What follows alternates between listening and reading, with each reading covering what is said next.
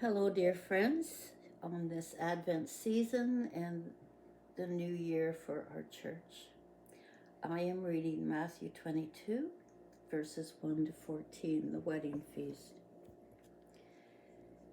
And again, Jesus spoke to them in parables, saying, "The kingdom of heaven may be compared to a king who gave a marriage feast for his son, and sent his servants to call those who were invited to the marriage feast, but they would not come.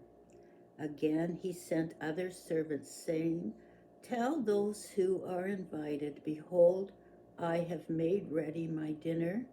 My oxen and my fat calves are killed, and everything is ready.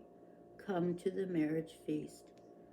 But they made light of it and went off, one to his farm, another to his business, while the rest seized his servants, treated them shamefully, and killed them.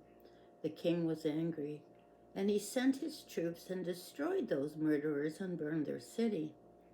Then he said to his servants, 'The wedding is ready, but those invited were not worthy.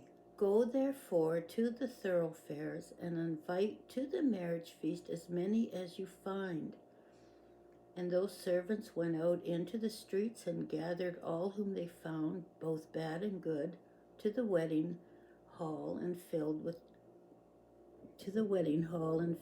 guests. But when the king came in to look at the guests, he saw there was a man who had no wedding garment. And he said to him, 'Friend, how did you get in here without a wedding garment?' And he was speechless. Then the king said to the attendants, 'Bind him hand and foot, and cast him into the outer darkness. There men will weep and gnash their teeth, for many are called, but few are chosen.'" And that's the gospel of Christ. Thanks be to God. The parable of the wedding banquet. Jesus spoke to them again in a parable, saying, "The kingdom of heaven is like a king who prepared a wedding."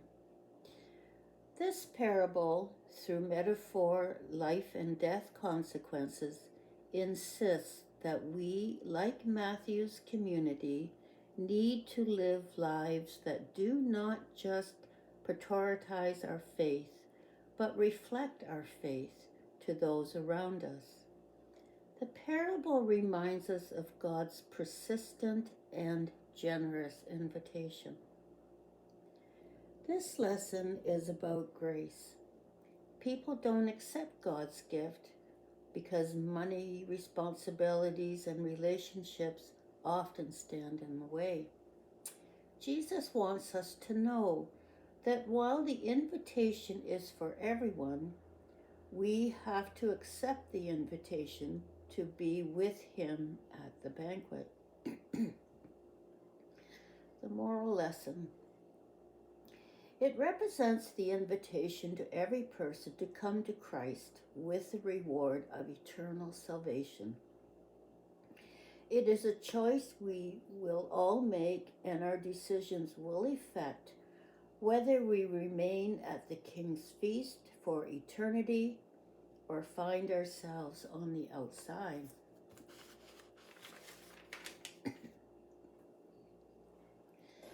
Jesus' parable makes clear that everyone's past actions, whatever one's past actions may have been, the indispensable condition is to wear the wedding garment.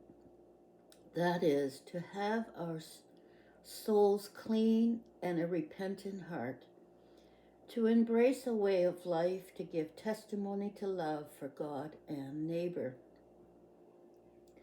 Jesus said to his host, "When you give a luncheon or dinner, do not invite your friends, your brothers or relatives, or your rich neighbors. If you do, they may invite you back, and so you will be repaid.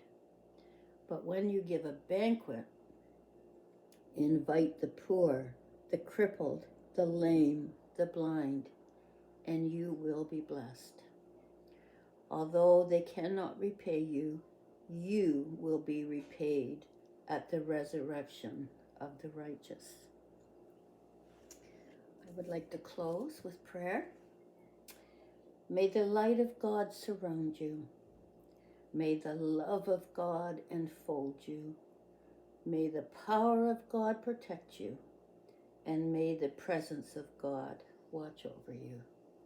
Thank you, dear friends, for listening. I hope you get something out of my good news for today. Have a Merry Christmas and a blessed New Year. Thank you. Bye.